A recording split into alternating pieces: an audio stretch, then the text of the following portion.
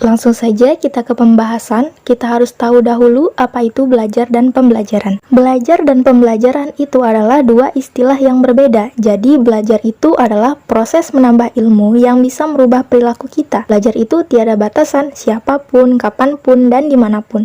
Lalu, apa bedanya dengan pembelajaran? Kalau pembelajaran itu ialah proses interaksinya, interaksi antara murid dan guru, interaksi yang memerlukan strategi khusus. Berbicara tentang strategi, dalam dunia pendidikan, kita sering mendengar istilah 4 pilar pendidikan yang digagas oleh UNESCO. 4 pilar ini sering dijadikan acuan dalam kurikulum di berbagai negara di dunia, yaitu yang pertama ada learning to know.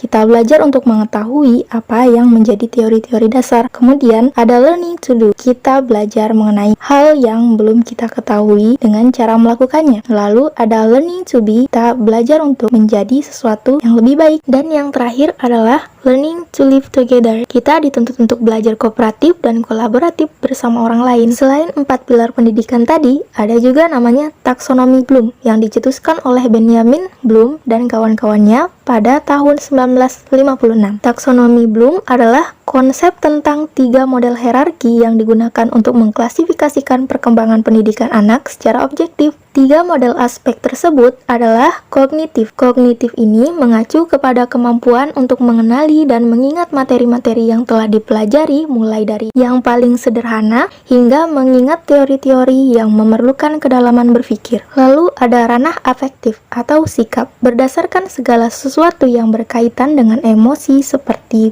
penghargaan, nilai, perasaan, semangat, minat, dan sikap terhadap sesuatu hal lainnya. Kemudian ada ranah psikomotorik atau keterampilan. Nah, ini adalah yang akan berkembang jika sering dipraktekkan. Ini dapat diukur juga berdasarkan jarak, kecepatan, teknik, dan cara pelaksanaan. Untuk mencapai tolak ukur belajar ini tentunya juga akan dipengaruhi oleh faktor internal dan eksternalnya. Faktor internal yang mempengaruhi belajar itu berupa faktor fisiologis dan juga psikologis.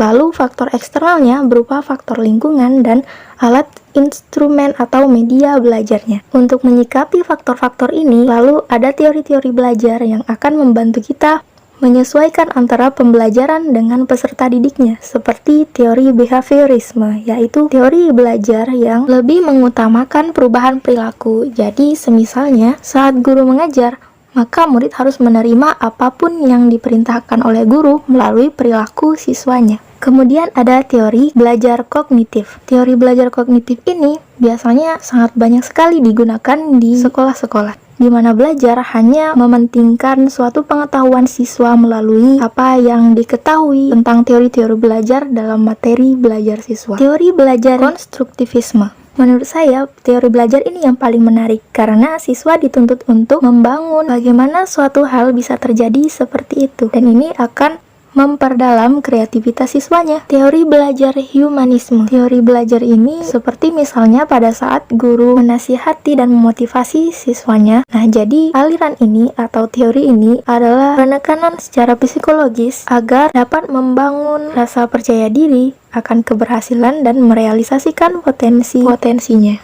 Kemudian yang terakhir adalah yang lumayan baru, ini adalah teori belajar sibernetik. Teori belajar ini sesuai dengan perkembangan zaman pada abad ke-21 ini, karena sibernetik ini adalah suatu teori belajar yang menekankan pada penggunaan media sosial dan juga media pembelajaran yang efektif dan efisien. Dari teori-teori tadi, kita bisa menentukan model pembelajaran. Model pembelajaran merupakan bungkus strategi dari penerapan pendekatan, metode, dan teknik. Jadi, model pembelajaran adalah bentuk yang tergambar dari awal sampai akhir yang disajikan secara khas oleh guru di dalam kelas. Dalam model pembelajaran terdapat strategi pencapaian kompetensi siswa dengan pendekatan metode dan teknik pembelajaran. Kemudian dari semua yang telah kita ketahui tentang belajar dan pembelajaran ini, kita merancang rencana pembelajarannya. Secara tertulis, rencana pembelajaran meliputi dari yang paling luas cakupannya yaitu kurikulum, kemudian silabus, lalu program tahunan, program semester, dan kemudian yang paling rinci adalah rencana pelaksanaan pembelajaran dari yang mingguan hingga yang harian. Di sini kita bisa menerapkan teori belajar sibernetik dengan model pembelajaran blended learning, program belajar abad ke-21. Semangat terus menggali teknologi karena belajar tiada batasan, siapapun, kapanpun, dan dimanapun.